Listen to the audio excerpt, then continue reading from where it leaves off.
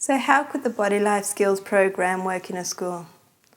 The simplicity is the Body Life Skills program offers a style of communication that is equally accessible across every single person in that particular setting. Yeah, it's a style of communication that gives a voice to the student. It's a style of communication that gives a voice to the teacher, to the heads of the school, to their administration staff, and equally to the parents.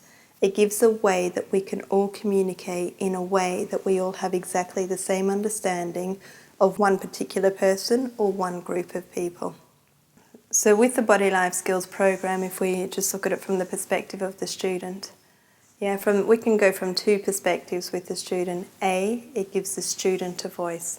They get to communicate what's going on with their body, what colour their body's actually at, and what are the parts of life in the school setting that they're finding difficult, challenging. So for some schools, we've had the Behaviour Scale and the I Choose chart actually laminated and stuck to the student's desk. So they can actually either put a coin or use their finger to be able to point to what colour they're actually at. Or equally they can have the voice and be able to say to people, I'm at code blue, I'm at code green, orange, and so on and so forth. But it gives that person the voice to basically say, hey, I'm finding this part of life difficult and I might need some support to be able to develop the skills so I can get back closer to blue. It just simply gives the student a voice to communicate how they're actually experiencing the setting, whether that be the classroom, the playground, or the school setting as a whole, how they experience their interactions with their peers, with their teachers, with their parents, with other people, how they're experiencing the tasks or the activities that are being asked of them, and also how they're feeling within their body, whether they're hungry, tired, cold, and other things that are happening inside their body. The second perspective of how we can use the Body Life Skills program with students is that us as the adults become the observer. Yeah, we can observe where a body is at through their words and through their behaviours. We can see when they're at code blue, and then we can also start to see when their body starts to escalate to code green, yellow, orange and red. So we use that as a form of communication to say, that student's body has now gone higher than blue. I wonder why. Yeah, and then it becomes an assessment tool. What's the part of life that they're perceiving difficult? So we might say to Jack, when we ask you to do handwriting, what colour do you go to? Or Jack, when we ask you to do maths, what colour do you go to? Or when you need to sit next to Bill or Fred or Mary, what colour do you go to? By asking that question of what colour do you go to, we're not imposing or predicting or telling the person what the answer is.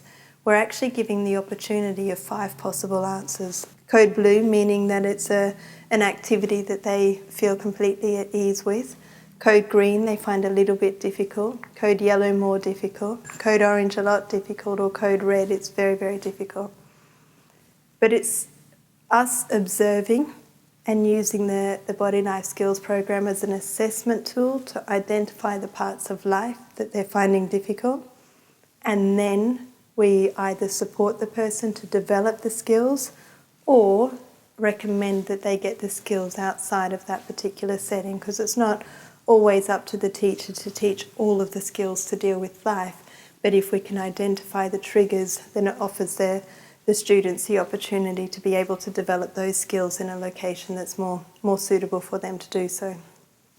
So that's how we'll use it with students. So we either give the students the voice or we as the administration, as the adults, use it as an observation and assessment tool and an indicator of when to implement intervention and what sort of intervention skills building strategies are required. But then equally, as the teaching staff, we can also have the opportunity to have the teaching staff within one organisation be able to have a means of communicating amongst themselves as well, talking about what colour they're at, what's going on for them that they're finding difficult in life, and just simply being able to communicate their experience of life. The other thing with that is it also offers the opportunity for the teacher to be able to talk to their class about what colour they're actually at. And that benefits in two different ways. A, it makes going up and down the scale totally okay. A lot of people think code blue is right and everything else is wrong. That's not actually the case.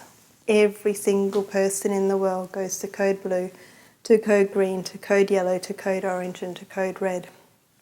But some people, when they think higher than blue is wrong, they pretend to be at blue. But if a teacher came into the class and said, do you know what, guys, I'm having a code orange day, then what that does is it confirms to the student that what they're feeling is actually correct. But sometimes what adults do is that we may be having a code orange day, but we pretend to be at code blue.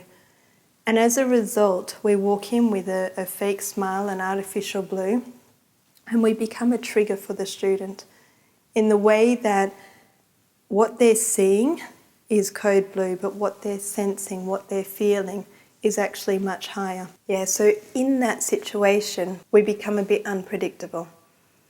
And when we're unpredictable, we actually become a trigger for the student themselves.